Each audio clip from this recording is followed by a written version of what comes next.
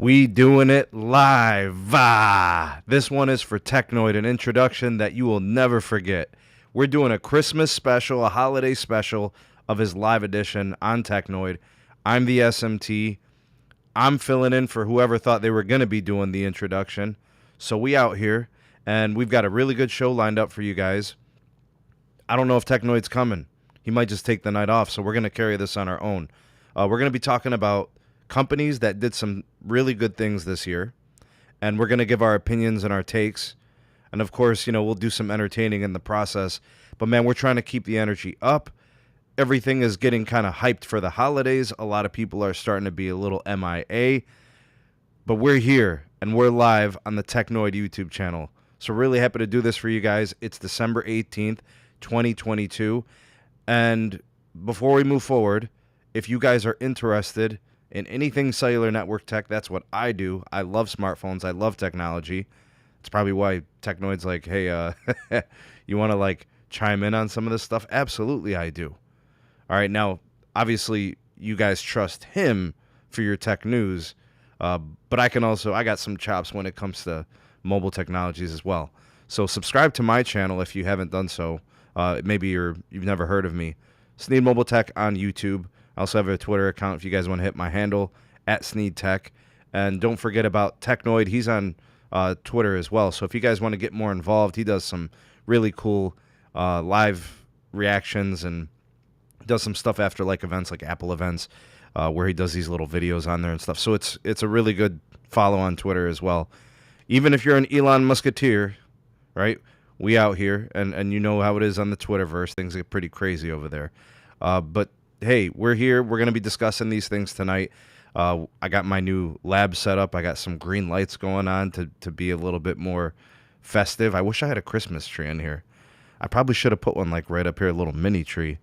Yo, Technoid, do you think I should have done that, bro? You think it's too late to order a little mini tree and put it up there? It's not too late. You still get December 18th. You still got some time. Well, I good might job. do it, Good man. job. Put some little gifts under there and shit.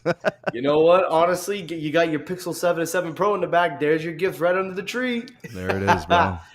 But anyway, good job. Good job opening the show. It is good to have you on tonight. You did a lot for me already, so we could just get right to the quick announcements. Anyway, guys, before we start the video, again, subscribe to Sneed Mobile Tech on YouTube. Follow him at Sneed Tech on Twitter. I will leave links at the end of the video. Also, real shout out to our partners of the channel, Rogue Energy. They just released a brand new 25-ounce aluminum shaker. No more plastic, ladies and germs. Nice, and man, nice. It only costs $20. And it has actually a nice, cool little avatar logo on the design right there. Head on over to Rogue, get a metal shaker, get yourself a healthy energy drink for this nice festive holiday season. I'm making martinis up in here. Shake it up, shake it up, shake it up, shake it up, shake it up. And then also head on over to slatemilk.com, get some nice healthy protein milk, or also just some nice lactose-free chocolate milk that tastes delicious. Use the promo code Technoid for both affiliates and save yourself some money. Now that we have gotten that out of the way, let's start the show tonight. So, Sneed, you touched on it, so I will expand. So, ladies and gentlemen, for those of you watching live tonight, this live episode is just part one of a 3-part series we will be doing to close out the year. Now, if our man is not available, that's okay, because I will still carry part 2 and 3, but I have a very strong feeling we will see this man back for part 2 and part 3. Let me explain how these videos are going to run, how this is going to work. So tonight, as Sneed said, we are going to talk about a recap of 2022. We're going to talk about all the major tech companies. We're going to talk about everything that they released in 2022 and basically summarize what their impact was this year. Part 2, the continuation of this video, will be the negatives, any negatives that each company had throughout the year. This is a little tradition that I want to keep going every year, so make sure you timestamp all this, people. And number 3, the finale, the final live episode, the final episode of Technoid that will be released for the year 2022 will be predictions and things that they can improve on going into 2023.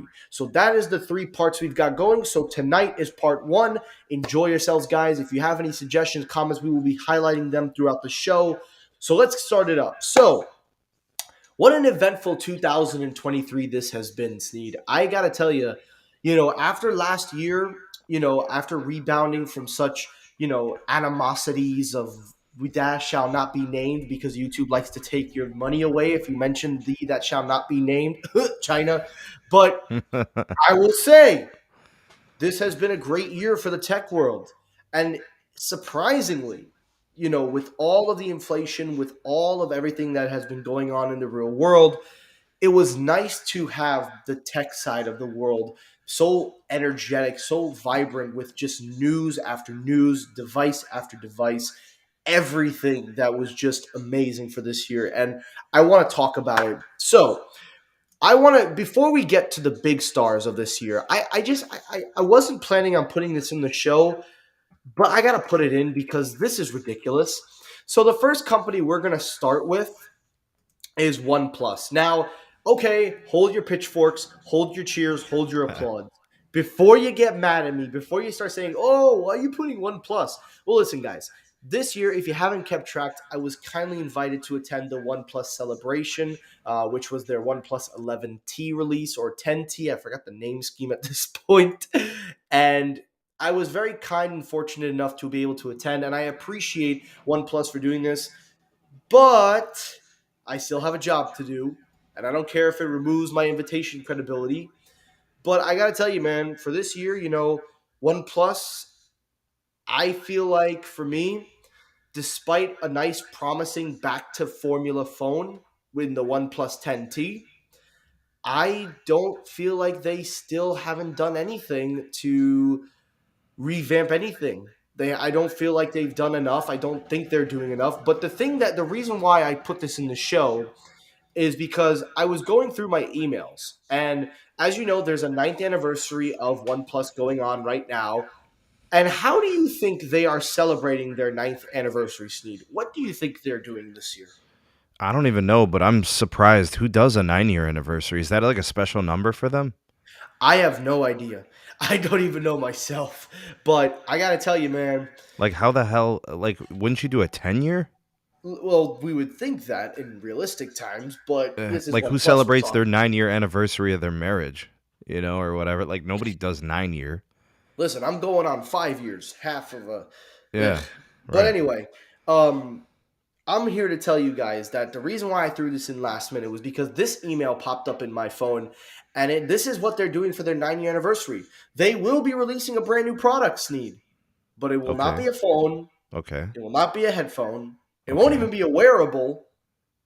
Do you What? want to know what their anniversary product they're releasing? A tablet? A motherfucking keyboard. A keyboard? Look at this. Like a Okay, keyboard for a computer? a keyboard for a computer. This is their Oh nine man. year anniversary reveal. Their first ever mechanical keyboard with fully customizable and feature key chrome technology, along with pre order bonuses up the galore. Now, I thought this was a joke. I thought this was a joke because why in anybody's good mind would they promote a keyboard? I Why? I mean, who asked for this? Nobody. So this is what they're going with. Now, I know the keyboard market. I know a lot of people like customization, and I do know they do have some good areas in the keyboard world. I'm not going to say that this is going to be a bad product, but of all the products that you would think a tech company would do, the last product you should even say that's even in part of any tech company is a goddamn keyboard. What are they trying to replace Logitech? What are they doing here? They apparently the whole scheme that it works seamless with Macs and Windows, that there will be no differences. It's also made out of aluminum. It'll have customizable keys. You can remove keys. It may have ports on the keyboard, so Okay. maybe there's something there. But yeah, I'm still trying to so figure out who asked for this. Yeah, I don't know. So I just wanted to throw that in there. And then there are some people in here that are just like trying to find reasons. Like this is literally the OnePlus community. This is the people that are trying to justify these products, that are trying to tell everyone that this is the most innovative company. But you know something? The only thing innovative about this is that I get to click away and say next story. So that's OnePlus in 2022. Now let's get on to the big stars. Let's get them out of the way. You already know who's up on the first block. Apple. Mm. Apple is up Hmm. first. But you know what? I'm going to do something a little different.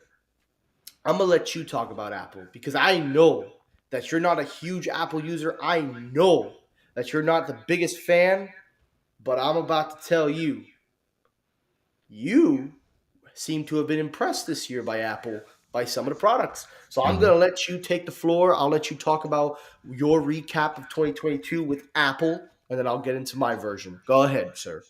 Okay, so some of the things that Apple did really well this year, I think the computational side is really good for them.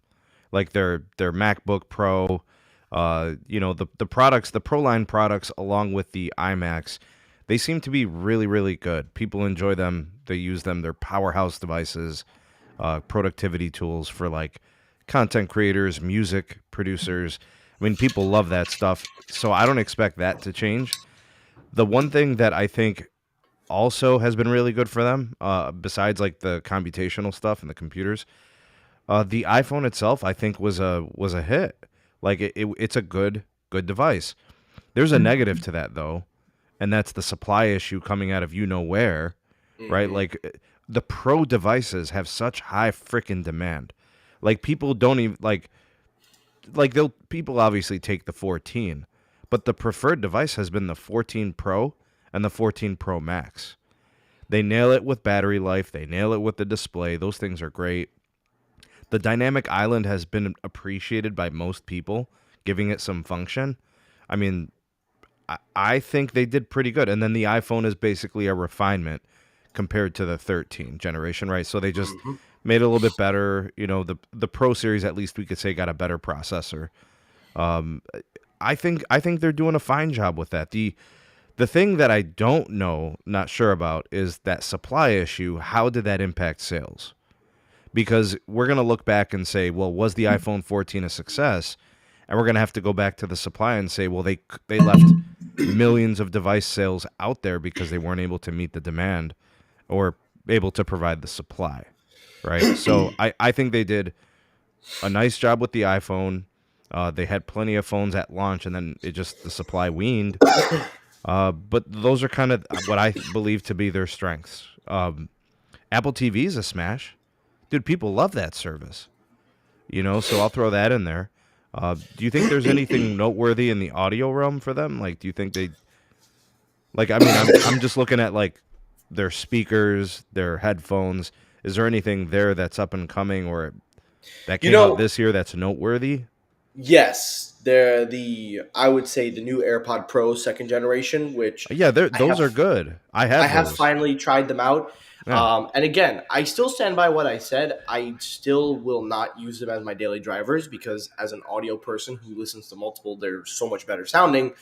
But I will say they are the most convenient headphones you can buy. Also, real quickly, just want to give a shout out to everybody here. Let me just do a quick roll call. RFK is in the house. Good to see you. Sean, good to see you. Austin Tech, it is good to see you. Innovation Geek, good to see you. We got Mark in the house. Long time no see, my friend. How are you doing? It's great to see you.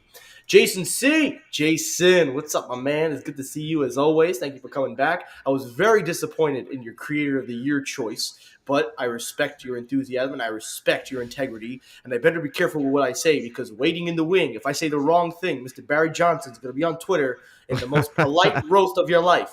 Technoid, I understand where you're coming from, but you really have to be more sure.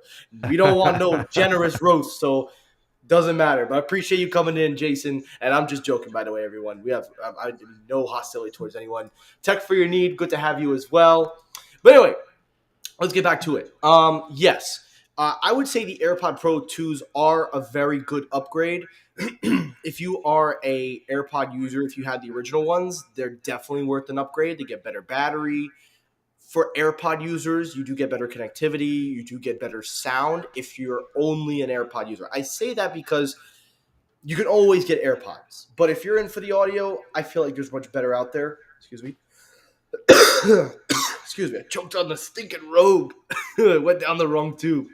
But yeah, nah. But in all seriousness, um, I would also say a noteworthy addition to the lineup is the Apple Watch Ultra, which a lot of people are saying, from based on the opinions and everything that I've heard, a lot of people are saying that they believe the Apple Watch Ultra is the best Apple product of 2022.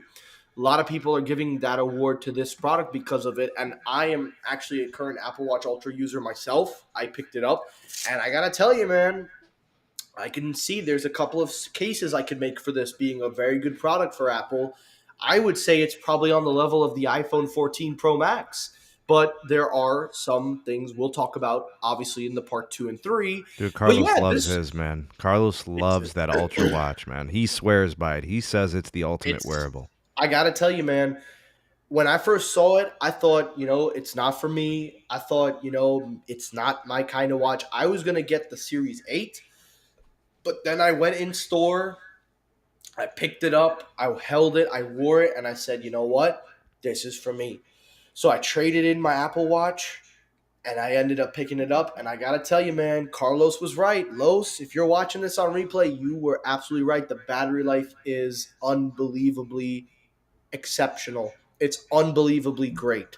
I can go 3 days without charging this thing. Damn. 3 days, including my routines at the gym, my routines at work, everything. And it's incredible. The if you use low power mode, you might be able to go 5 or 6 days.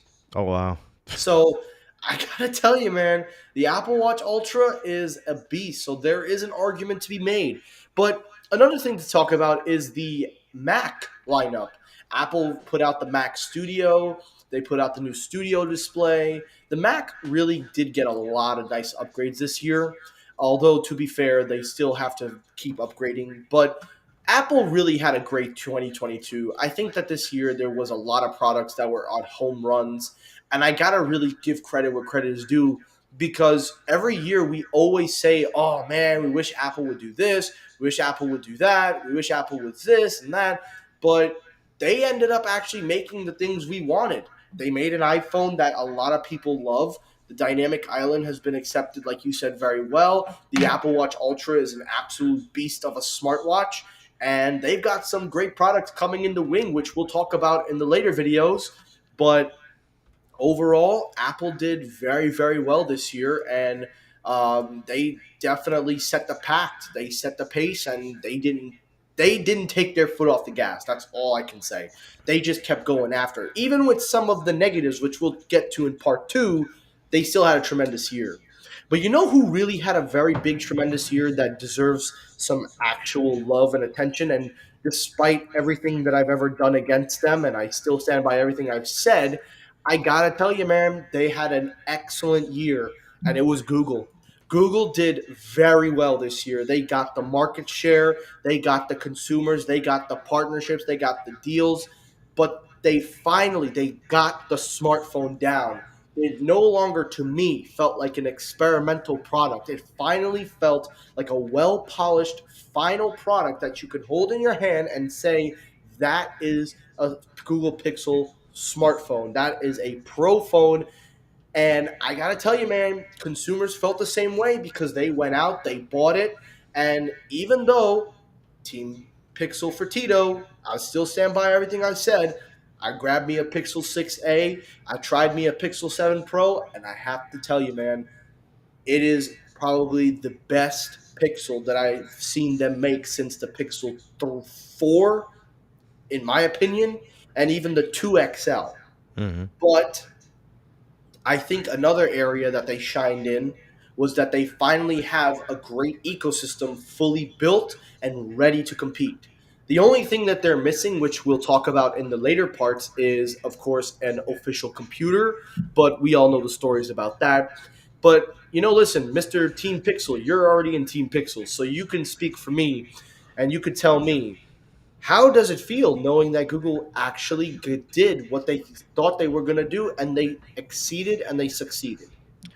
So they always do the connected devices really well, like the Nest, the Google Home, those types of connected devices, the IoT stuff. They always have done that really well, integrated into the hardware ecosystem. Really, really nice job with those products, the Chromecast, those types of things. So what's been struggling for them has been their phone adoption, right? And they've had trouble with their launches of their phones since the 4XL, right? So it's been the Pixel 5, which was not truly flagship spec level, right? And then Yep. the Pixel 6 was an unmitigated disaster at launch with updates and the software. It was a combination of things that made it awful. The 7 stuck the landing, right? And then they launched the watch, which I think if you're objective, the watch is actually a decent product. It's got full Google integration. The apps run great, stuff like that. I mean, you could be a little bit picky about size, maybe offering a one that's a little bit larger, but it works really well, and it works well with the device, like with Yep. the Pixel phones. Hmm. The Pixel Buds have been good. They've been out for a couple years now. They've got the Hmm. Pro line, and then they've got the A series line. So they're giving you options. So not only are they giving you like all the segments of the hardware, that hardware ecosystem you were talking about, but now they're Hmm. giving you like entry level and then premium option, right? So they got a phone that they sell for 600. You can get it on sale for like 500, right? They got a premium option that comes in at 899 if you want the Pro. The Buds, same deal, right? You can get headphones at half the cost if you don't want to get a Pro headphone device. I feel like they're hitting the spot for the consumer on a lot of different levels, Hmm. and they're advertising like hell. Like if Google doesn't make it in sales, right? It's Hmm. not because they didn't try. It's going to be just because of adoption because their advertisements are everywhere. They were all over FIFA World Cup. They were all Good over lord. the NFL and TV and NBA and all that for the last year. And they've been really pushing it. And they got those partnerships and they got content creators that are on Team Pixel that really do a nice job of promoting the products, getting people to see them and notice them. I can tell you right now, Technoid, in my opinion, while it may not be the best device that was launched this year, Hmm. I feel like it qualifies for phone of the year because of the steep improvements it made year over year. Hmm. Because it was an unmitigated disaster for the 6 at launch. This launch was nothing like that, bro. No, You this know, was a great launch. They did absolutely well. and you Also, got to real watch out quickly, of the launch too. You got to enhance your that's hardware true. That's true. adoption if you wanted it. Real quickly, shout out to Mark. I hear he's at Tesla now. Congratulations, my friend. Great for you, man. Nice, And man. also, if you work for Tesla, hit me up on the DMs because I got me a Model Y. I got to start making some videos. I'm long overdue on some Tesla Model Y videos, so I need to talk to you in private, my man. But anyway, yes, you're absolutely right. The launch of this phone did very well. It was polished out of the box. They've said that they're doing some great trade-in promotions. You get it free with qualifying trade-ins if you want the 7 or 7 Pro. So for Hey, you know me, how things played out for me, right? So well, Team yeah. Pixel sent me the watch. Team Hmm. Pixel sent me the 7 Pro in Snow White. I said before the launch, and I said before they sent me the phone, I said if Google sends me a 7, I'm buying a 7 Pro. And if Google sends me a 7 Pro, I'm buying a 7, and I did. And you Right? They did. sent me the 7 Pro, and I bought the 7. I got the Lemongrass 7, and I got the Snow White 7 Pro. That's how much I like these phones, bro. I do. They're excellent devices. Listen, I will say it, guys, and you can watch my track record. I've said a lot of things about Google, and I stand by a lot of what I said. But when it comes down to it, if I have to give credit, I will give credit. And I will tell you guys, from my own personal opinion, despite my issues with Team Pixel being a cult, I really do believe that this year they made some great products. And Google, they did a great job. Now, if they just start picking the right people to be in Team Pixel, then it's another story. Not saying you don't deserve to be in this team, though. You know that by now. But Dude, moving they've past been they've been rolling with me since the Pixel 5, man. exactly, You know? so it just shows they do have some good loyalties, but they got to really start reinvesting in some other people, especially Yeah. Tito. But anyway, Yeah. next company to talk about is Samsung. Now, Samsung is a little bit of a weird situation because Samsung had always been doing very well. They never needed smartphones to be their main seller because that's the difference between Apple, Samsung, and Google. While Apple may be the most profitable tech company in the world, Samsung never had to rely on their mobile or anything because they have multiple products: television, home appliances, computing, smartwatches, vacuum cleaners. They didn't need to worry about if anything went wrong. But I'm here to tell you guys that after looking over the numbers, after looking at everything, I got to tell you guys, there was one product line that did very well for Samsung this year. And in 2022, they not only did excellent, but they even managed to pick up some new market share that is starting to show that Samsung taking an initiative definitely is paying off. And that is the foldable line. Now, before everybody starts getting mad, before you start arguing and raving, everyone, let me just clarify and say that I own the Samsung Galaxy Z Fold 4. That is my daily backup driver. It's more of my business phone. I have used that phone from almost every day, from going to work, taking it to the gym, to doing almost anything. Sometimes I even leave my iPhone at home just to use my Fold. And I got to tell you guys, the foldable market picked up big time this year.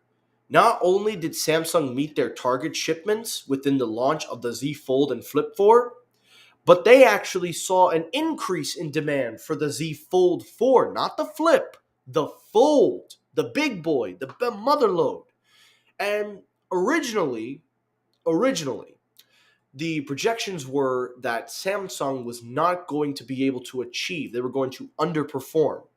But in an amazing, shocking turn of events, a lot of customers turned around and showed their support. They went out and bought this phone, and they saw some great shipments. They saw great market share. And that's not to undermine the Flip either. The Flip is another great foldable device at a much cheaper price point. But with their doubling the trade-in value, with Samsung giving you huge discounts on not only Galaxy Buds, but the watch, also giving you a free case, plus the pen for free, they did everything they needed to do to get their foldable line to grow, and it paid off this year. So Sneed, I know you're not a foldable user. I know you're not I know you're not in that kind of realm, but would you, had you not bought a Google Pixel, had you not gotten any of these phones, would you ever entertain the possibility of going in on a foldable? Or do you feel that you're still not at that level, or do you think they still need a little more time to kind of get there for you to say that I'm going to drop money on that phone? I think the concept of the foldables is warranted. Like there's use cases for this. Like that screen real estate, that form factor. Like there's a niche for that. Content creators comes to mind. Like so, I could see myself getting one. Now, would I get a fold or a flip? If I was going to get a flip, I mean, I would use it as a day-to-day driver. I would use it for all things, right? But if I wanted to get the screen real estate with the functionality and the flexibility, the I think fold your is really microphone where cut it's out, at. Sneed. Oh, okay, it's back on. Yeah, I was gonna say like the form factor of the fold allows like a content creator to get this huge canvas, right? Mm-hmm. And like I'll be honest with you, bro. Like if it wasn't so expensive, I think more people would buy them, including myself. Mm-hmm. It's hard to look at the price tag. I mean, what are we looking at for a brand new cost? Is it 1700 still?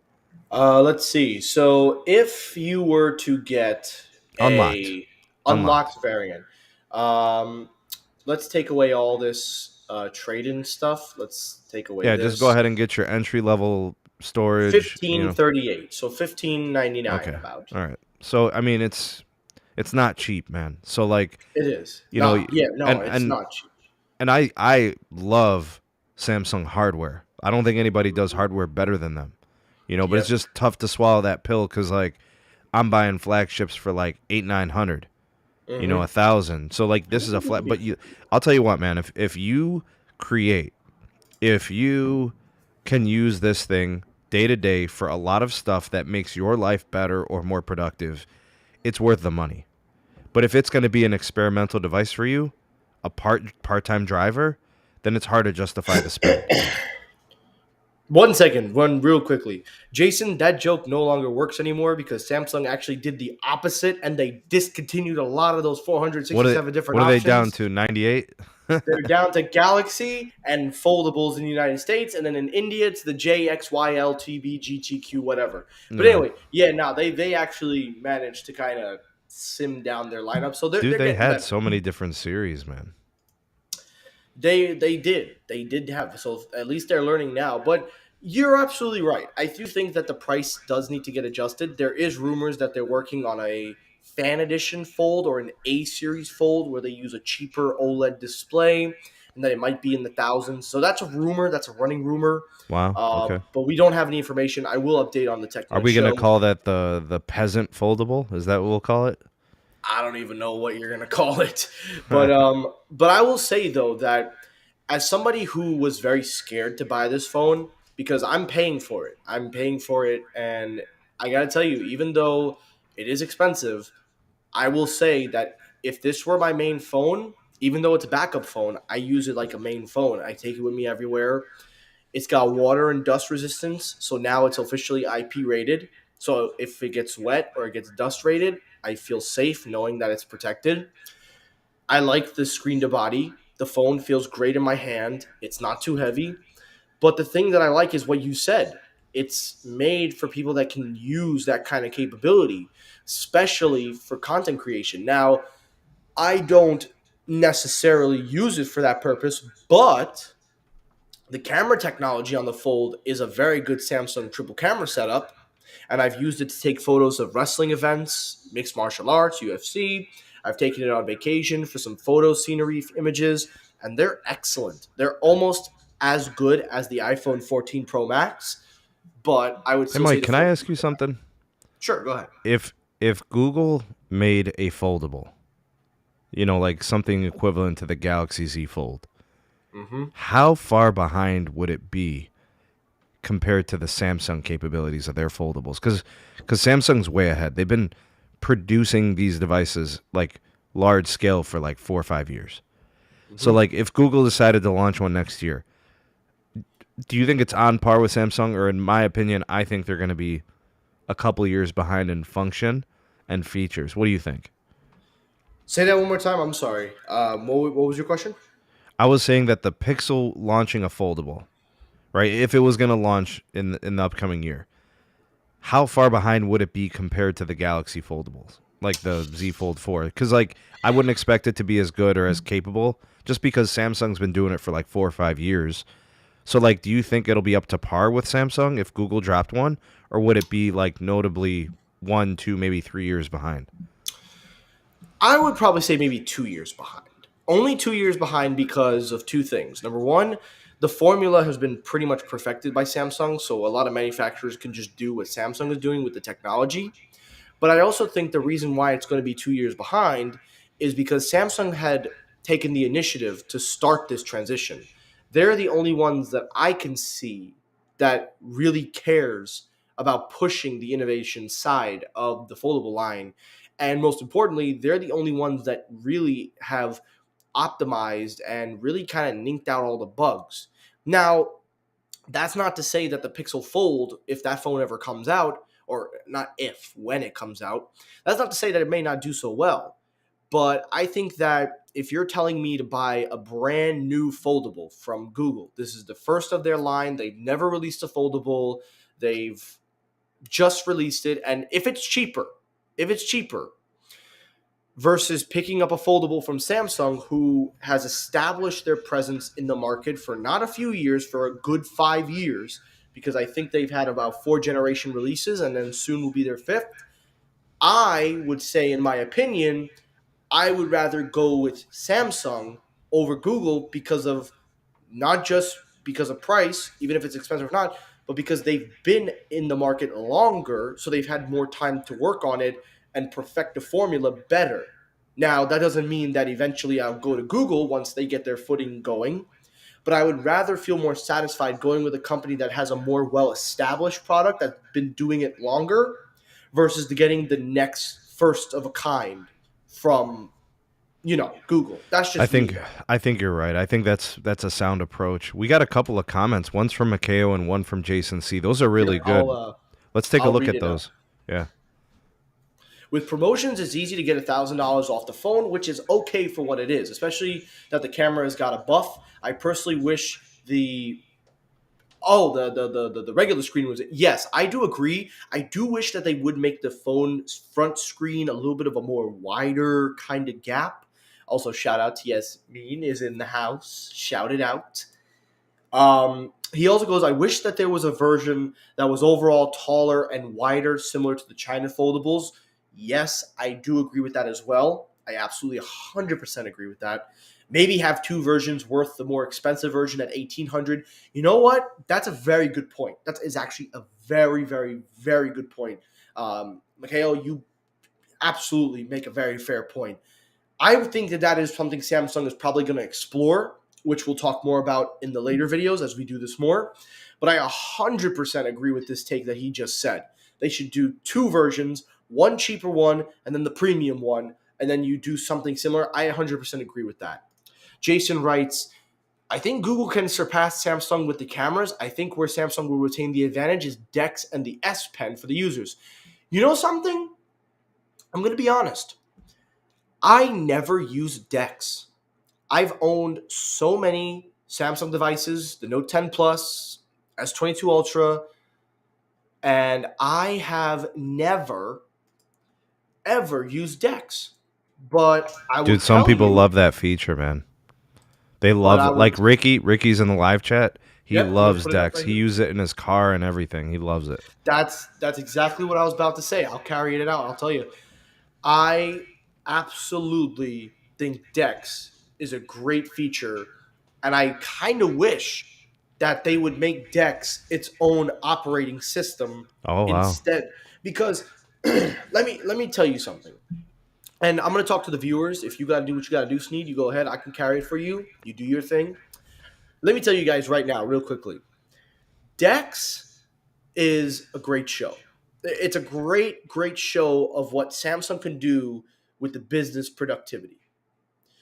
And it is absolutely, absolutely great. And guys, Sneeze is going to head out, but we're going to wrap up this show. I'm going to finish it off. I'm going to end it off in just a few moments. So thank you to Sneed for coming on. Appreciate him being here tonight. But anyway, guys, we're going to wrap it up soon. But going back to Dex for just a moment, if they were to put Dex on a tablet, imagine going to make an ecosystem. I think Dex, for me, has a lot of features, has a lot of capabilities that outweigh the mobile side of the One UI.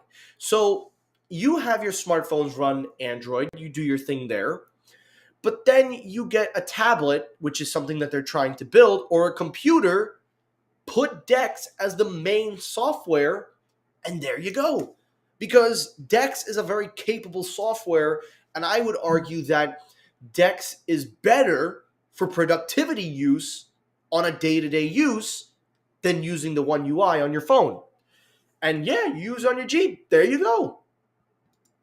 But to finish off this video before we wrap it up for tonight, I want to just say, before we end this video, before we wrap it up, I got to tell you guys, this was a big year. This was a big year for the tech world. This year was incredibly big. It was not only a great year of the capabilities that we've seen, it was great to see that all these tech companies have fully innovative and have been so in tune with the consumers. But this was a great year all around. There have been so many things. But of course, with all great things, there are some negatives. And that is what we will talk about in part 2. So guys, make sure you hit that notification icon because the next time we go live, we will be doing part 2, where tonight, just like how we recapped 2022, we talked about some of the positives. We're going to talk about the negatives of each company that we talked about tonight, and we'll add some news to the list. And then part 3, we will make sure we wrap it up with predictions and things we'd like to see. So make sure you guys hit your notifications. I appreciate everybody's support. Thank you guys for watching live. I appreciate you all being here. I will see you all in the next episode. I'm going to get back to filming, guys, because we got to get some Technoid episodes out. Make sure you guys hit the notification bell icon so you do not miss when I upload. Thank you all for your continued support. I hope you all are having a great holiday season. I hope you all are enjoying yourselves. Have a great night, everyone. Take care. Stay safe. Thank you for watching live. I will see you all on the next episode. Have a good night. Stay toasty and